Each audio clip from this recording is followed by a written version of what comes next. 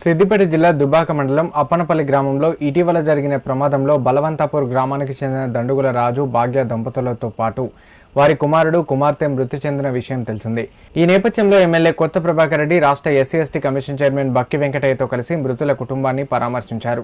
ఈ సందర్భంగా కుటుంబ సభ్యులకు ప్రగాఢ సానుభూతి తెలియజేసిన ఎమ్మెల్యే కష్ట సమయంలో కుటుంబానికి అండగా ఉంటామని భరోసా కల్పించారు. కుటుంబ సభ్యులు ధైర్యంగా ఉండాలని సూచించారు. అనంతరం అప్పనపల్లి గ్రామంలో ప్రమాదం జరిగిన ఘటనా స్థలాన్ని ఎమ్మెల్యే పరిశీలించారు.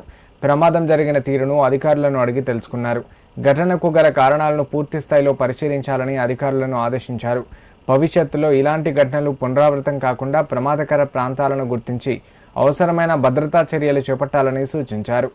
ప్రజల భద్రత విషయంలో అధికారులు ఎప్పటికప్పుడు అప్రమత్తంగా ఉండాలని ఎమ్మెల్యే స్పష్టం చేశారు. ఈ కార్యక్రమంలో అప్పనపల్లి గ్రామ సర్పంచ్ రామరెడ్డి, బలవంతపూర్ గ్రామ సర్పంచ్ కొంగరి కనకవ రాజయ్య, గ్రామస్తులు, బీఆర్ఎస్ పార్టీ శ్రేణులు పాల్గొన్నారు.